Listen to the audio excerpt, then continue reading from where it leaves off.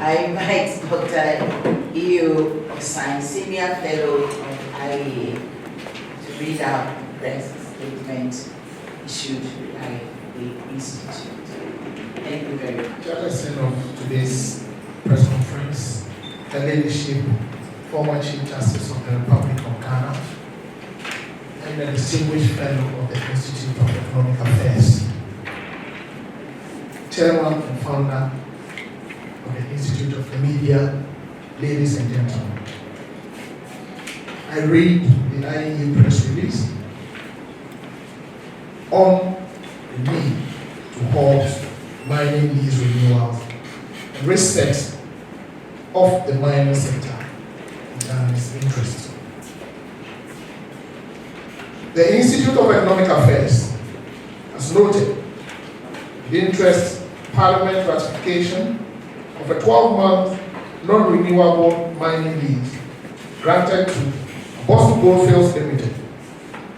While our preference was for a complete halt to any further leases to foreign entities and the immediate assumption of local ownership of our natural resources, we acknowledge the government's efforts to grant one-year lease with strict non-renewable terms as a transitional measure to ensure smooth transfer of the diamond mine from Goldfields to the government of Ghana.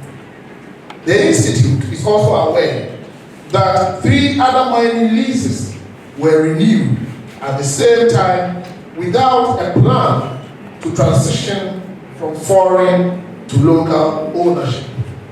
These include those of Newmont Golden Ridge Limited, Gateway Exploration Limited, and GBF Associates Ghana Limited.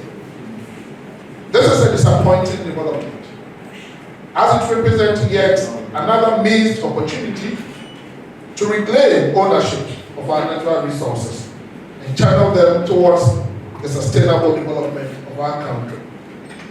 After more than a century of engaging foreign entities in commercial mining under colonial-era contract frameworks, Ghana has yet to realize meaningful economic transformation from its mineral wealth. This is evident in the underdeveloped state of the country and the relatively low revenue the government derives from the sector. For instance, while Ghana's total gold exports in 2024 amounted to $11.6 billion, estimated government receipts total only $2.3 billion, and this is less than 20% of the export value. At the heart of Ghana's economic challenges is the country's inability to raise sufficient domestic revenue to finance development. This has led to an over-reliance on domestic and external borrowing, plunging the country into recurring economic crisis since independence. The many policy prescriptions from the International Monetary Fund, IMF, and World Bank have yielded limited results, and deepened Ghana's dependence on external assistance.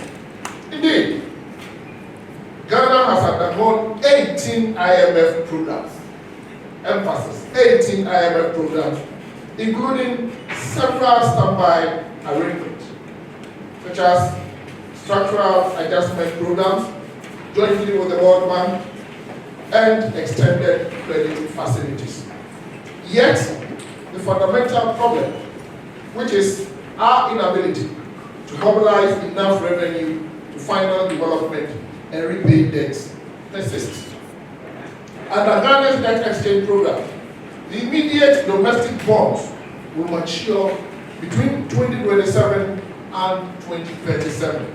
These obligations signal significant fiscal pressure from 2027 onwards and underscore the urgency of developing alternative revenue sources to meet these payments.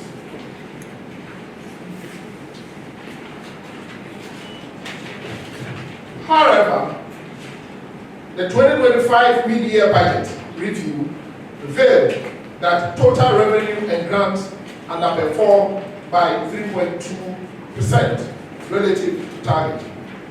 Without urgent corrective measures, such shortfall could push Ghana towards another debt crisis in 2027, when the principal repayments on the immediate bonds from domestic debt exchange become due.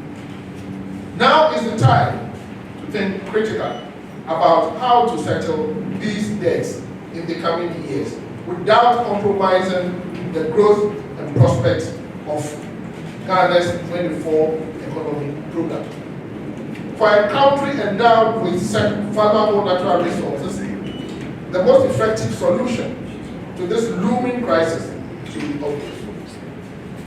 The IEA has concluded that the fiscal and legal arrangements governing mineral mining and petroleum exploration in Ghana largely account for the meager share of the benefits the country receives from these activities. We have on numerous occasions called for a comprehensive review of Ghana's Minerals and Mining Act 2006, Act 703, and the Petroleum Exploration and Production Act 2016, Act 919, to ensure full local ownership and the accrual of benefits to the nation. The call for Ghana to own its natural resources and use them for the benefit of its citizens is supported by the United Nations General Assembly Resolution 1803-1962, Resolution 3281-1974, the African Charter on Human and People's Rights, and other protocols. These instruments enjoin resource-owned countries, endowed countries, to fully exploit their resources for their own benefit. Article 21(1) of the African Charter on Human and People's Rights stipulates that under no circumstance shall a people be deprived of their right to exploit their wealth and natural resources in their exclusive interest. Article 25(5) further requires state parties to eliminate all forms of foreign economic exploitations so their people can fully benefit from the advantages derived from their national resources. As a country, our most significant endowment lies in our natural resources. To realize their full potential, we must own them, mine them responsibly, add value locally, and sell the finished product to maximize revenue and foreign exchange earnings in support of the national economy and the stability of the city.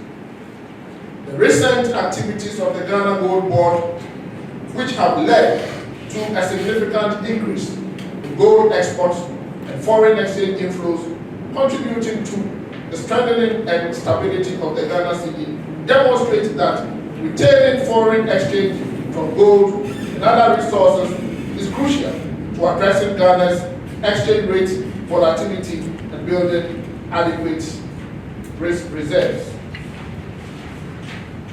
The IEA is aware that several commercial mining leases granted to foreign entities will expire in the next 3 years. And we believe this presents a golden opportunity to reset the mining sector of Ghana for the good of the country. In line with the government's resetting promises and in support of the 24-hour economic program, the Institute makes the following recommendations. 1. The Institute recommends government to restrict future mining leases to promote local ownership. The government should adopt a clear national policy prohibiting the granting of new mining leases or the extension of existing ones to foreign entities. Instead, a comprehensive transition framework must be developed to rapidly and sustainably move the mining sector towards full Ghanaian ownership. This can be achieved through strategic public-private partnerships that ensure local control maximize value retention, and deliver long-term national benefits. Lessons can also be drawn from South Africa's Black Economic Empowerment Program, B, which has increased black ownership in key sectors, including mining, despite its challenges. We take this opportunity to urge the Minerals Commission to consider only Ghanaian investors when awarding a new mining lease for the Daman mine. 2. We urge government to leverage local expertise and limit foreign involvement to service contracts. Ghana possesses substantial technical and managerial expertise in the mining sector. It is time to harness this capacity to manage our mineral resources in the national interest. Where specialized foreign expertise is unavoidable, it should be engaged only through time-bound service contracts. Under this model, the state contracts a private mining company selected through a transparent competitive bidding process to mine the resource and is reimbursed for its production cost plus a profit margin. This ensures that full ownership of mining operations and all associated revenues remain with the state or Ghanaian entities. We urge government to ensure timely transition planning to prevent lease extensions. To avoid lease extensions being justified on the ground of smooth transition or protecting livelihood of Ghanaian mining workers, the government must issue formal notices well in advance to all foreign mining companies with leases due to expire. These notices should trigger early and transparent engagement processes aimed at ensuring an orderly and timely transfer of operations to local ownership and control. Thank you very much.